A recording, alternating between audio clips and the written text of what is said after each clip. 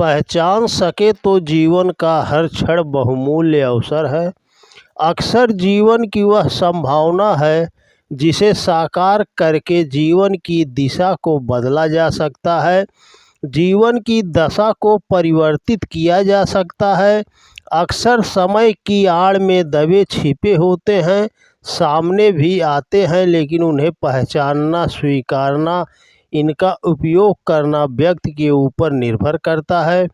कुछ अवसर प्रत्यक्ष होते हैं, कुछ अवसर अप्रत्यक्ष। कुछ अवसर स्वयं हमारे पास आते हैं तो कुछ अवसरों को खोजना पड़ता है। कुछ लोग अवसरों को तलाशते हैं तो किन्हीं को अवसर तलाशते हैं। अवसर सामान्य भी हो सकते हैं और विशिष्ट भी।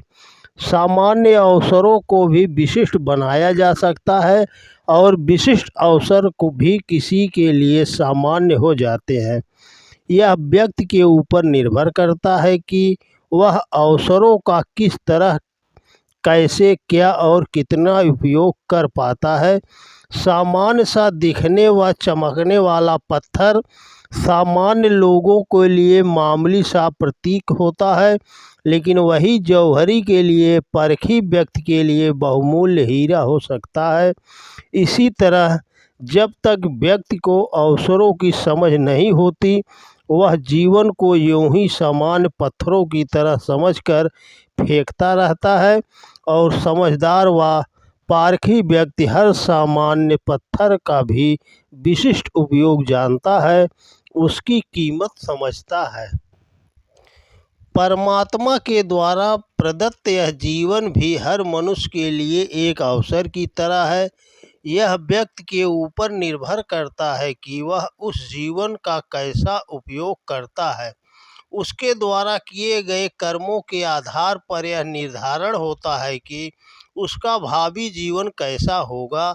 जीवन रूपी समय हर मनुष्य के पास है। परमात्मा ने उसे उपहार स्वरूप दिया है।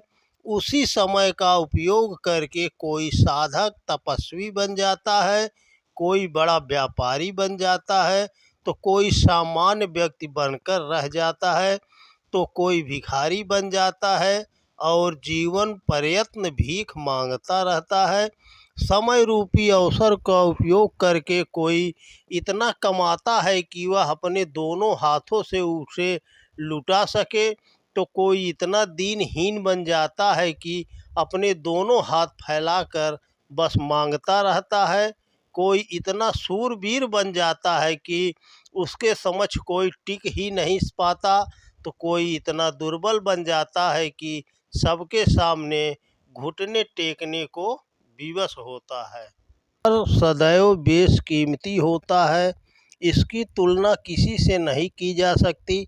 इसका बेहतर उपयोग करके कोई आसमान की बुलंदियों तक पहुंच सकता है, कोई रंग से राजा बन सकता है, तो हाथ से निकला अवसर किसी राजा को रंक भी बना सकता है। बुलंदियों में पहुँचे हुए व्यक्ति को धरातल पर ला सकता है। अवसर उस सीढ़ी की तरह होता है जो व्यक्ति को ऊपर उठा सकता है, और अवसर गंवाना कभी कभी उस खाई की तरह होता है जो व्यक्ति को गर्त में ढकेल देती है। देखा जाए तो समय का हर पल एक अवसर है जिसका बेहतर उपयोग करके सामान्य से विशिष्ट बना जा सकता है, और अवसर वह विशिष्ट समय भी है जो यदा कदा ही आता है और जीवन की दिशा धारा को बदलने की क्षमता रखता है। जिस तरह ज्योतिष में विशिष्ट तिथि मुहूर्त होते हैं, ये निश्चित निर्धारित समय पर ही आते हैं, उनकी समय सीमा निश्चित होती है। उस निर्धारित समय के विशेष मुहूर्त में ही विशिष्ट कर्मकांड अपना विशेष फल देते हैं। उस मुहूर्त के बीतने से विशिष्ट कर्मकांड भी अपना कोई विशेष फल नहीं दे पाते। इसी प्रकार अवसर भी किसी खास समय में अन्य समय की तुलना में विशेष फल देते हैं। इसलिए अवसर की इतनी महिमा गाई गई है। यदि अवसरों को पहचानना है तो जौहरी की तरह दृष्टि चाहिए। जिस तरह जौहरी को रत्न, पत्थर, धातु आदि की पहचान होती है। यह पहचानने की क्षमता उसे यूं ही नहीं मिल जाती, इसके लिए वे बहुत मेहनत करते हैं, चीज़ों को परखते हैं। उसी तरह व्यक्ति को भी समय की परख करनी आनी चाहिए। हवा के रुख को, समय के बदलते स्वर को, विशिष्ट समय की दस्तक को समझना आना चाहिए। विशिष्ट अवसर कभी भी यूं ही नहीं आ जाते और ना ही इन अवसरों का लाभ कोई सामान्य व्यक्ति ले पाता। यदि सामने बहुत विशिष्ट अवसर प्रत्यक्ष भी हैं तो भी सामान्य व्यक्ति में इसकी योग्यता व क्षमता नहीं होती है वह उनका उपयोग कर सके, उनके समक्ष भी खड़ा हो सकें। यदि ऐसे अवसरों का उपयोग करना है तो अवसर के अनुरूप मेहनत करनी होगी, योग्यता विकसित करनी होगी, कठिनाइयों चुनौतियों से जूझना होगा और हर प्रकार की परिस्थितियों के लिए स्वयं को तैयार करना होगा। जीवन का एक नियम है कि यदि व्यक्ति अपने जीवन की सामान्य मुश्किलों कठिनाइयों से परेशान हो रहा है तो वह अपने सामने खड़े अवसर को नहीं पहचान पाएगा। इसी तरह यदि वह अपने अवसर रूपी लक्ष्य की ओर अपने कदम नहीं बढ़ाएगा तो स्वयं को उसी जगह पर खड़ा पाएगा जहां वह पहले खड़ा था।